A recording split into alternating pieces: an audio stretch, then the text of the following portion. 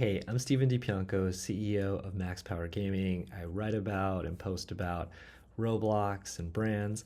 And today I'm excited to share a conversation I had with Aaron from Shamrock Capital, where we dive into the biggest games, biggest stories on Roblox that happened in 2025. Just a quick note, this video is meant for entertainment and educational purposes only. It's not meant as investment advice. The views expressed are personal and don't represent the views of Shamrock Capital or any other organization. Please do your own research. All right, let's get into the interview. All right, great. Thanks so much, Aaron, for joining us today. Excited to have this conversation with you about Roblox in 2025. If you could just start things off by sharing a few words, a little introduction about yourself. Hi, Steve. Thank you so much for having me on today. So I'm a partner at Shamrock Capital. Shamrock is a Los Angeles-based media entertainment-focused private equity firm.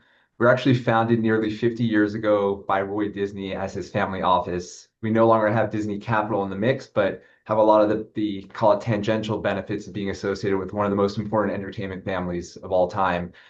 Today, our firm has approximately 6.5 billion of assets under management. We invest across two strategies, a private equity strategy and a content strategy. Our private equity strategy invests exclusively in growth-oriented media entertainment-focused businesses, and we partner with strong management teams that we believe will execute on key technology, data, content, and consumption trends that drive these industries forward. And then our content strategy, which is the team that I'm on, Mm. invest in and lends against entertainment assets, primarily across film, television, music, video games, and sports. And within video games, we are currently an investor in the Roblox developer ecosystem and are super excited by it and really excited to talk with you more about that today. Awesome. Great. Yeah, no, that's thanks for that background. I've definitely had sort of exposure to investors in the space, got the chance to meet you at the Roblox Developers Conference. And yeah, I think that the sort of perspective of investors who are, deploying capital into the space is just it's like a side of the ecosystem. I don't think many people like really understand or sort of get to see. So excited to have this conversation with you. So as part of this conversation, yeah, I've got a bunch of questions here. I just want to kind of go through this list of sort of some maybe shorter questions, maybe longer questions. But yeah, just looking back at Roblox and the year that was. So, first question, what was the biggest game of 2025 on Roblox from your perspective? That's a great question. There's a handful that come to mind, but I think the one that really sort of ran to the top of the hill was Steel of Brainrot. Okay. For me, that game was transcendent, not only in what it was able to accomplish within the Roblox ecosystem, but what it was able to do beyond. I think that's what made that game so interesting to me, and I think is the top game of the year. Yeah, it's so funny like you use the word transcendent and then you also use the word brain rot. And so it's just like what a interesting time where, this concept of brain rot can be so powerful and so popular, across the platform. Awesome. Great answer. Anything else to add before I move on to the next question? No, I mean, I think I know that perhaps many of the remaining questions will be sort of around this topic, but Yeah. what Roblox was able to accomplish this year overall was really quite fascinating. And I think it was really that game in particular to me really captures kind of the Roblox year, which was virality, which was really hitting a new sort of a new level of growth and excitement for the platform. Yeah, so just along those lines, right? Yeah, if you were to rate this year, in terms of like, yeah, hey, there was a lot of growth on the platform, how would you rate it? I mean, you don't have to use these. Excellent, good, mixed, tough year. You can use your own scoring system, but yeah, how would you rate Roblox's year in 2025? I think they had an excellent year. I think this was the year that culminated all of the investments that they've made over the last several years in AI, tech, infrastructure, safety, still an area that they will continue to invest into, continue to improve. But overall, I don't, I think it would be hard to say that it was anything other than excellent. It was just such a great year for them. really sort of hit this new level, and really are continuing to grow what appears to be in an exponential manner. I know that will eventually flatline, or go to a more normalized curve, but to me, this was an excellent year. Yeah, I think what you're saying resonates with me in terms of, whoa, they've done all of this building, all of this investment across different parts of their business. And a lot of it really just kind of came together and it has led to that really kind of, like you're saying, exponential growth that we're seeing. And so, yeah, I didn't personally expect this, was taken sort of by surprise by this growth, but it's like, oh wow, yeah, so many things really came together and it was this sort of perfect storm with really, strong content, right? Like that was able to um scale really, beyond my wildest expectations. So yeah, really incredible year. Moving on, in terms of, there's lots of brand activity and this next question I have is about like what's holding sort of brands back from investing in this space, but you don't necessarily have to answer it from a brand perspective. It could also, you are an investor, so maybe also, what do you think, just whether companies in general, whether they're brands, whether they're investors that are just like holding them back from sort of paying more close attention to Roblox and sort of getting involved in the ecosystem? I think it's the safety and moderation of content. I think that will continue to be centerpiece of from a brand perspective, from an investor's perspective. I think they've done a lot right. I think there are areas of growth that they can learn from. There has been more, call it noise, from the broader legal world, whether it's attorney generals or regulatory agencies outside the US that are more focused. I think a lot of that comes from the fact that Roblox has grown to such a prominent position in the ecosystem, and now they're an area of focus and target. But at the same time, what really is going to continue to hold them back, but also will also unlock a new level of growth, is if they get child safety right, in my mind.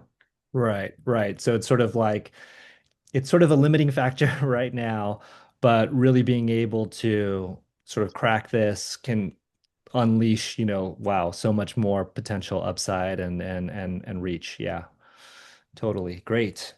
Moving on, so there's lots of studios, a lot of what I focus on is really focused on the brand side of things.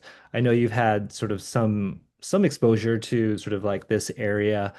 Is there any sort of brand studio that's building for brands that has caught your attention, whether they're building for entertainment brands or sports brands or anything like that?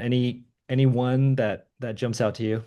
I don't know if there's any one in particular. We have not done, as you pointed out, much in the brand sort of work area. We're invested more on the developer side, the pure developer creator side. Uh, Yeah.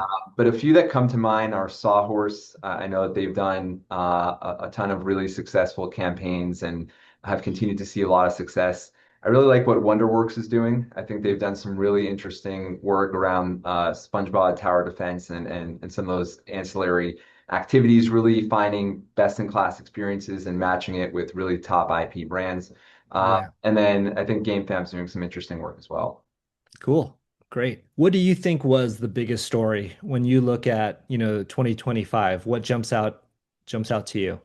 Yeah, I mean, I think the word that I think about is concurrency. The reason that word comes to mind is I think from April till I want to say even last week, the concurrent users have hit new records. It almost looks like every single weekend or every single month. It's really been a really amazing and fascinating story, because if you rewound the tape, I don't think anyone would say that Roblox would have hit this level of concurrent users, the CCU count. The CCU count surpassed Steam, which is an unprecedented, unbelievable concept.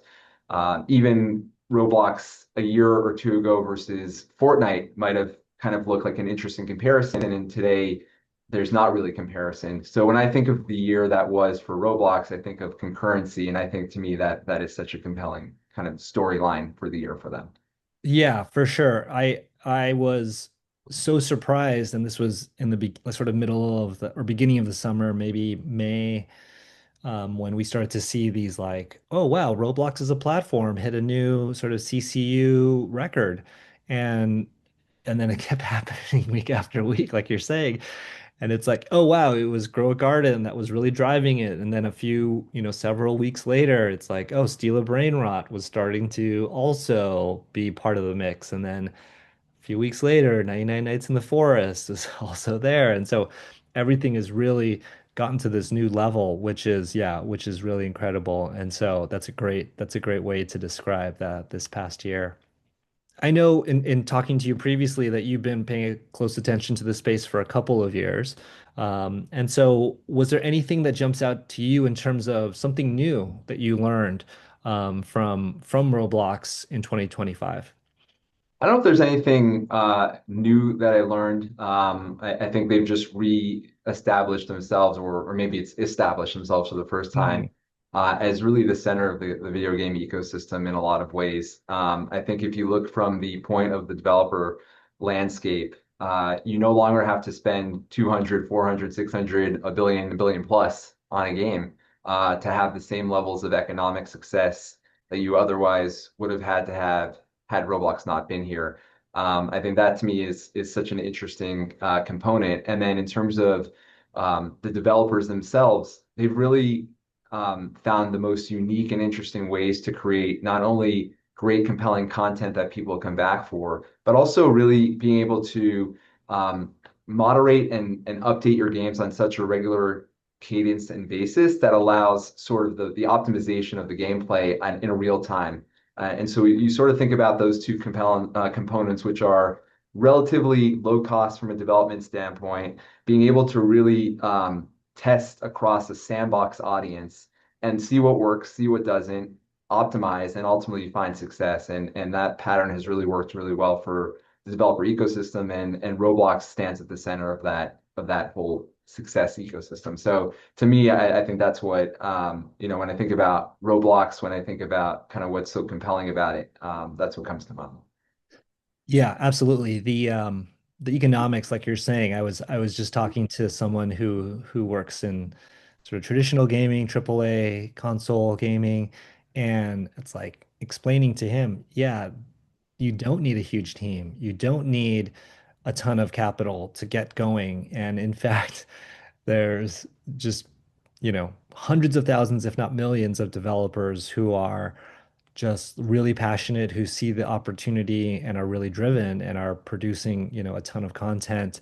And likely that's going to increase, right? The amount of people who are drawn to the platform.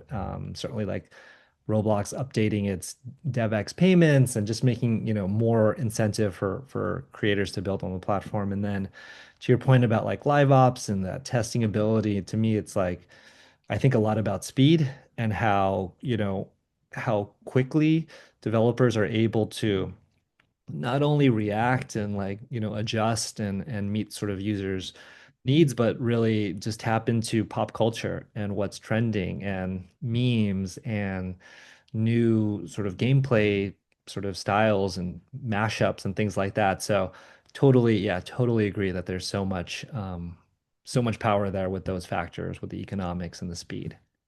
If you were to sort of look into the future, into 2026, anything jump out at you as like a prediction or thoughts on like where things might be headed in the new year? Prediction, not no, not really. What I do see happening is what we're already starting to see, which is advertising become a bigger component of the story overall, both for the platform overall, but also for the developer level economics. I think brands are starting to really warm up to the idea of really investing meaningful dollars into the ecosystem. I think that comes from a lot of what we were saying earlier around, for example, a better perspective on what the safety and moderation looks like from a platform brand safety perspective.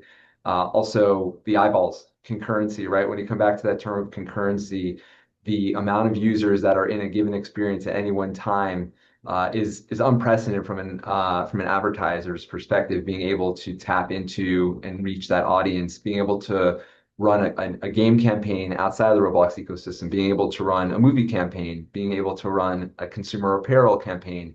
you're touching a broad audience, a global audience, right? So you're not just touching sort of specific regional demos, but really hitting the whole globe.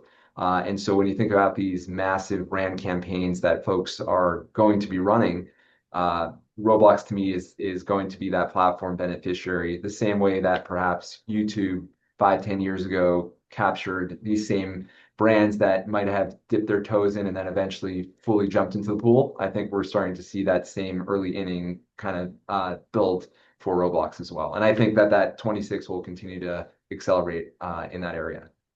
Yeah, I think the challenge and the way I've always thought about this, it's like fragmentation, user fragmentation, attention fragmentation. There's just so much fragmentation of attention. It's so hard to reach consumers in a way that you could certainly 20, 30 years ago, right? There was just so much more sort of concentrated audience on, whether it was sort of like traditional cable television or print media. And so certainly the internet has, allowed people to go and follow their own interests and passions, and that takes them to all sorts of different places. But yeah, it's so rare that you have a platform that's as sort of like scaled and sticky as Roblox that's really able to, yeah, bring an audience to advertisers in such a meaningful way, especially today, and especially with yeah, younger audiences, Gen Z, that are, hard to reach. So yeah, I think that's a great call out. And when you think about, for example, their ability to not only be a platform for traditional ads, but also be a platform for rewarded ads, where Yeah. kids and young adults have the ability to be incentivized to watch an ad, then earn Robux the same way they otherwise would have had to buy those. It's really unique to the Roblox ecosystem, and is something that I think they'll continue to lean into as a success case to build on their advertising business plans. Yeah, absolutely. Right. Yeah. The rewarded video, it's all the advertising that's sort of done on the platform via their sort of ads manager is 13 plus. So it's going to, yeah, sort of kids, young adults that are at least 13 years old. The integrations are this area where, content is going to, it's like not age gated necessarily or automatically, but it's more sort of like, yeah, it's like meant as content. And so, yeah, there's those sort of interesting ways for this ecosystem to grow for sure. Um, all right. Lastly, if you were to give advice to whether it's other professionals in the space, whether they work at a brand, whether they work in gaming, whether they work in sort of investing, in finance, what advice would you have if they're looking to kind of get started on Roblox at this point? I think it behooves them to read up on Roblox itself. There's a lot of publicly available information. There's a ton of investor reports. There's a ton of analyst research. There's a lot of industry brand reports written about Roblox. So I would say those are all really great starting areas. I think even taking a step back for newcomers to the ecosystem, just really understanding what UGC gaming is, I think is something that's really today, it might sound like more of a nascent term, although now it's coming to the mainstream. I think when we fast forward a few years ahead, the UGC gaming will be the center of the gaming ecosystem, in my mind. I think it creates such stickiness, virality, a lot of these key elements that other games and really content strives to accomplish. There's something unique about being part of the creator process, being being so close to the developer and creator universe, knowing that it could have just been someone in a garage in Wichita, Kansas, or New Zealand, or Australia, or wherever, that created a really fun, unique concept, and ultimately was able to turn into a mega experience that we all talk about and all have had the benefit of experiencing together. I think UGC is just really the next trajectory. So I really suggest people, certainly start with Roblox and everything around that ecosystem, but then take a step back, see what else is out there in UGC, because to me it's a fascinating area of growth within the content ecosystem, and I think it's just going to continue to be here to stay. Awesome. Great conversation. Thanks so much, Aaron. Really appreciate you sharing your perspective on on Roblox. Appreciate your time, Steve, and look forward to speaking with you again soon. All right, thanks.